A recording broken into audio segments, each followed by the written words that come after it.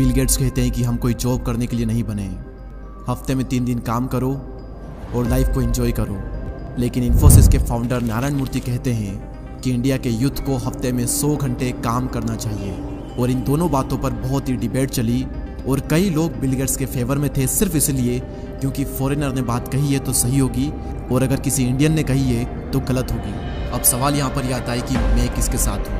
मैं 100% नारायण मूर्ति जी के साथ हूँ। इसलिए नहीं क्योंकि वो इंडिया से और मैं इंडिया के साथ हूँ, बल्कि इसलिए क्योंकि मुझे भी यही लगता है कि इंडिया के यूथ को हफ्ते में कम से कम 100 घंटे काम करना चाहिए अगर वो देश के हित में काम करना चाहते हैं और अपने लिए और अपने देश के लिए कुछ बड़ा करना चाहते हैं। और अगर आपको भी यही लगता है कि बिल गेट्स एक फॉरेनर है तो उनकी बात सही होगी, so let me tell you, Elon Musk भी यही कहते हैं कि यूथ को 100 घंटे काम करना चाहिए हफ्ते में, हद पार मेहनत करनी चाहिए यूथ को।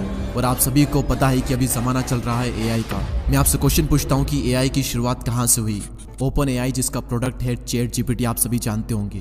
तो जिसने ओपन एआई बनाया सैम एल्टमैन, वो क्या कहते हैं इस बात पर, क्योंकि वो एक यूथ है और वो एक बिलियनियर भी है, जो कि अपने आप में एक बहुत बड़ी बात है। तो उनकी एडवाइस आप सभी के लिए बहुत ही काम की हो सकती है। ध्यान से सुनिएगा वो क्या कहते हैं। ऑब्वियसली जो आप सोचोगे वो सारी चीज़ें नहीं होगी क्योंकि आप अपने 20s में हो, लेकिन मुझे लगता है कि आपको कठोर से कठोर और ज़्यादा से ज़्यादा मेहनत करनी चाहिए।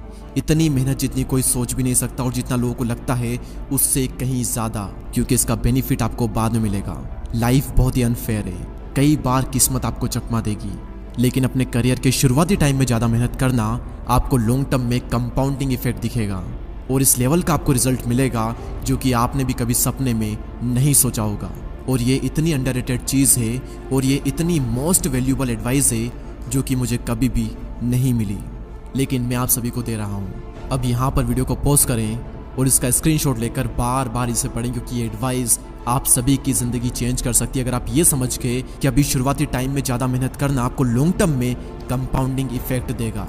आप एक बात हमेशा याद रखना कि हद पार मेहनत करोगे तभी जाकर हद पार सफलता मिलेगी, हद पार संघर्ष करोगे तभी जाकर के हद पार कामयाबी मिलेगी। सपने औकात से बड़े देखते हो लेकिन अपनी औकात ही नहीं बनाते आप। पहले अपनी औकात बनाओ। इस लेवल का डेडिकेशन, इस लेवल की मेहनत अपने काम में डाल दो जो कि आज तक कोई भी नहीं डाल पाया। अरे उन लोगों से अपने आप को कंपेयर मत करो जो कि आपके आसपास है। अगर चिंदी से लोगों से कंपटीशन रखोगे तो जल्दी से खुश होकर सेटिस्फाई हो जाओगे और ज़्यादा कुछ बड़ा नहीं कर पाओगे। अपना कंपटीशन रखो उन लोगों से जो कि आपकी फील्ड में टॉप पर है, या फिर अपना कंपटीशन खुद को बनाओ कि कल का रिकॉर्ड आज तोड़ दूंगा और आज का रिकॉर्ड कल तोड़ दूंगा। हर दिन बेहतर बनूंगा, हर दिन अपने आप को हराऊंगा।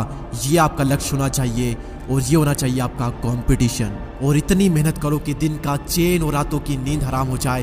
खून के आंसू रुला दो खुद को, माँ कसम इसके बाद में आप कभी पछतावा नहीं करोगे, क्योंकि आलस करके कोई भी इंसान आज तक खुश नहीं हुआ और मेहनत करके, संघर्ष करके किसी भी इंसान ने आज तक पछतावा नहीं किया। मुझे नहीं पता कि किसी को भी अवार्ड लेते थे, किसी को भी स्टेज पर देख आपके अंदर से क्या फीलिंग आती है, आप क्या सोचते हो, लेकिन मैं क्या सोचता हूँ अगर मैं किसी को स्टेज पर देखता हूँ तो अंदर से सिर्फ एक चीज कि यार उस इंसान ने कितनी मेहनत की है, कितने बुरे दिनों से गुजरा होगा, कितनी कंसिस्टेंसी मेंटेन की होगी, कितना कुछ सहा होगा, क्या क्या छोड़ा होगा इसके लिए। और अंदर से आती है एक इंस्पिरेशन कि यार एक दिन मेरा भी आएगा जब मैं भी वहां पर होऊंगा और वहां पर होने के लिए मैं इस लेवल का एफर्ट डालूंगा, इस लेवल की मेहनत करूंगा जो मैंने आज तक नहीं की। और ये ब्रह्मांड देखेगा मेरी मेहनत और ये दुनिया देखेगी मेरी कामयाबी। और जब जब आपको मोटिवेशन चाहिए मैं देता हूं आपको रियल लाइफ मोटिवेशन अपने ही घर में। जब जब सिचुएशन ऐसी आए कि काम आपका बहुत ही इंपॉर्टेंट है लेकिन आपका मन नहीं लग रहा है, तो एक बार अपने माँ बाप को देखना और याद करना कि कितने दिन गुजर गए, महीने गुजर गए, सालों गुजर गए। क्या कभी पापा ने ये कहा कि आज मैं काम नहीं करूंगा?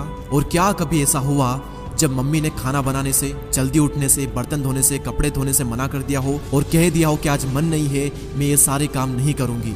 जिंदगी में एक दिन भी ऐसा नहीं आता जब माँ ये कहते, चाहे मेंटली उन पर कितना ही प्रेशर क्यों ना हो, वो चाहे कितने ही स्ट्रेस में क्यों ना हो, एक दिन भी ऐसा नहीं आता जब वो इन सभी कामों से रेस्ट कर ले और कह दे कि आज मेरा मन नहीं है, आज मैं ये नहीं करूंगा।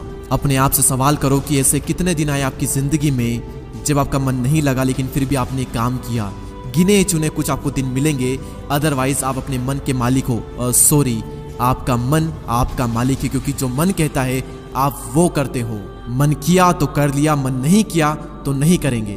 भगवान श्री कृष्ण कहते हैं कि मन को सन्यासी बनाओ और इन मोह के बंधनों को छोड़ो, और इस बात पर ध्यान लगाओ कि इस समय तुम्हारा कर्तव्य क्या है, इस समय तुम्हारा धर्म क्या है। और अभी अगर तुम मेहनत से बच रहे हो, सही काम नहीं कर रहे हो, गलत काम कर रहे हो, तो याद रखना एक वक्त बाद तुम्हारे ही कर्म तुमसे मिलने आएंगे। और फिर उस दिन तुम परेशान मत होना, उस दिन तुम रोना मत, क्योंकि मेरे अनुसार इंसान को उसके कर्मों का फल अगले जन्म में नहीं बल्कि इसी जन्म में मिलता है। और मेरी बात क्यों मानो, आप खुद देखो अपनी जिंदगी में आपको अपने ही पुराने कर्मों का फल मिल रहा है। अगर आपने सही कर्म किए होंगे, मेहनत की होगी, तो उसका रिजल्ट आपको मिला होगा, और अगर आपने गलत कर्म किए हैं तो उसका भी रिजल्ट आपको मिल रहा होगा। लेकिन जो बीत गया उसके बारे में सोचा नहीं करते। अभी अपनी खुदी को इतना बुलंद करो कि हर तकदीर से पहले खुदा भी तुझसे पूछे कि बता बंदे तेरी रजा क्या है। इतनी मेहनत करो, इतनी मेहनत करो कि किस्मत भी आकर के पूछ ही ले कि बता बंदे तेरी रजा क्या है, तू चाहता क्या है, ले ले बेटा, ये तो तेरा हक है। और लास्ट में सिर्फ इतना ही कहूंगा कि अब से मेहनत नहीं बल्कि हद पार मेहनत करो। इतनी मेहनत करो कि आपके आसपास वाले लोग आपको बार बार पागल कहे। जितनी बार पागल कहे लिख लो और समझ जाओ कि आप एकदम सही रास्ते पर हो और आप कर रहे हो हद पार मेहनत।